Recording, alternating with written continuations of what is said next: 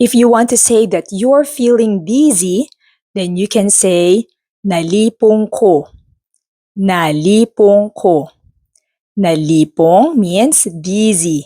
So nalipong ko means I'm feeling dizzy. If you want to say to someone that you don't have any appetite, you can say, wala ko'y gana mukaon.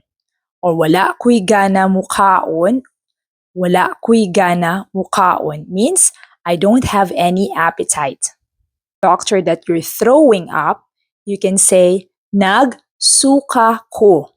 Nagsuka ko. Suka means throw up. So by saying nagsuka ko means I'm throwing up.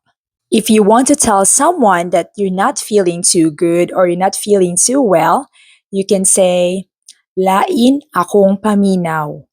Lain akong paminaw.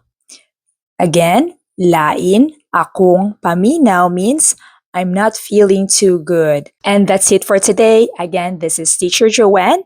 If you have any questions, suggestions, please feel free to drop them in the comment section below. Hanggang sa sunod, salamat!